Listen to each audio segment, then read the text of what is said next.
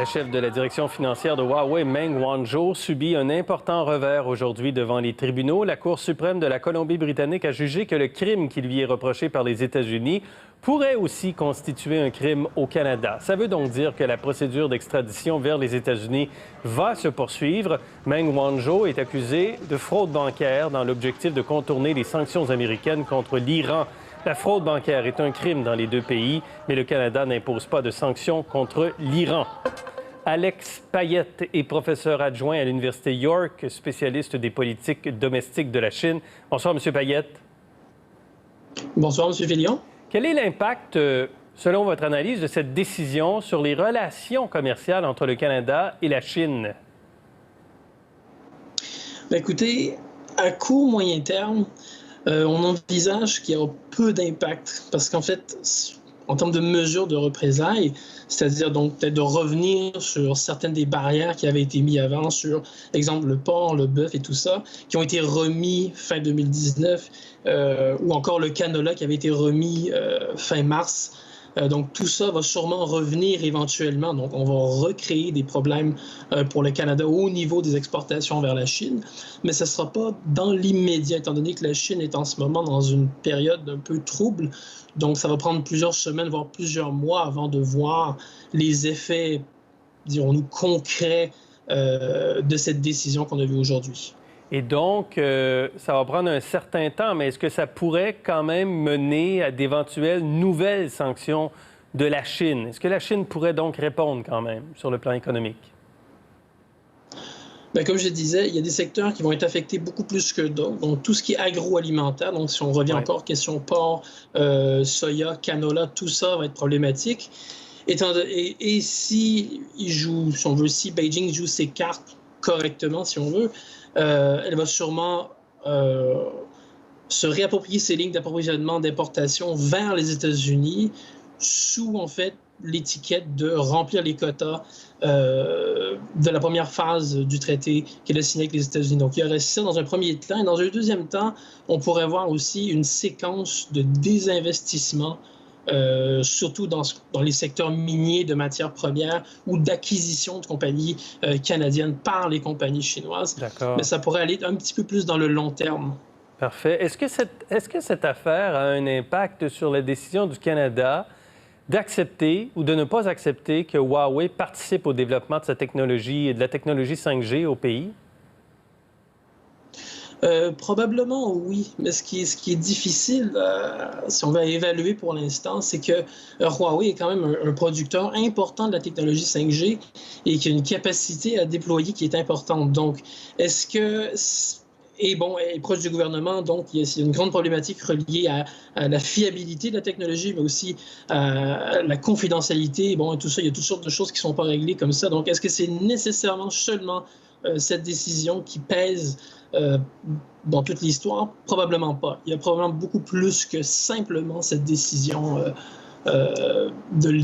qui est arrivée aujourd'hui, donc en après-midi. Il y a sûrement plus que ça. Ça a dû jouer un petit peu, mais il y a plus que ça.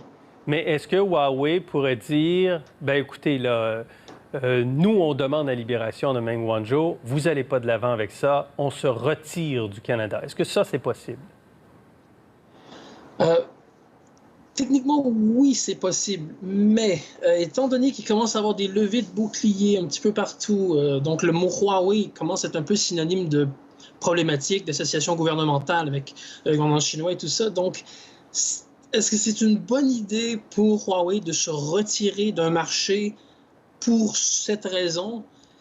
Pas nécessairement. Oui, on vend encore beaucoup de téléphones. Je pense qu'on est encore le numéro 2 ou dans les top 5 l'année dernière, ce qui est quand même pas rien, considérant les circonstances. Mais est-ce qu'on va ensuite, en plus, se retirer d'un énorme projet d'infrastructure comme ça? Pour les livres comptables de Huawei, ce serait pas vraiment une bonne décision. Et donc, est-ce que le Canada a quelques leviers de négociation avec la Chine en ce moment?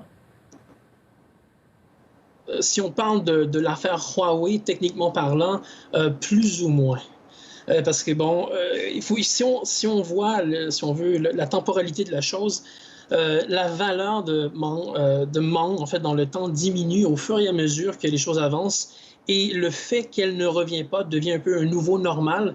Donc, plus grand-chose à tirer de vouloir essayer de négocier sur ce point, d'aller chercher des leviers avec la Chine sur ça.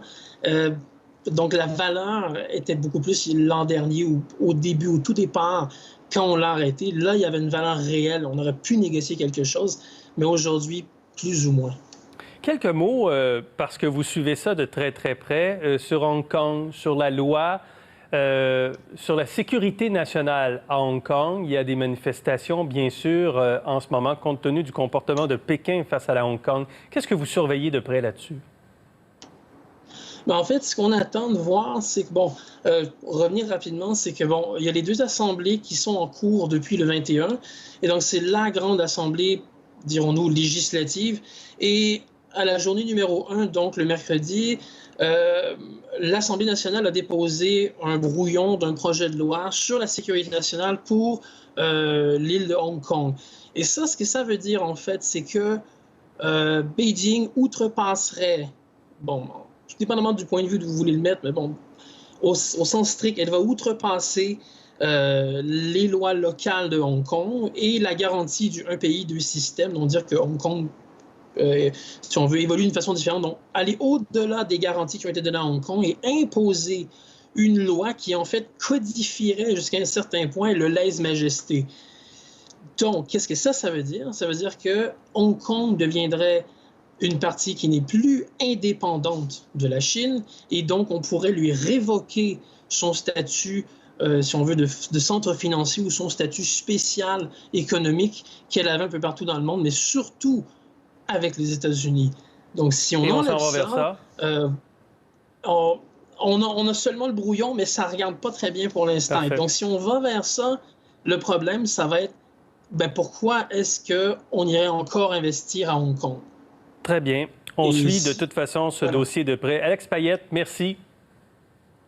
Merci à vous.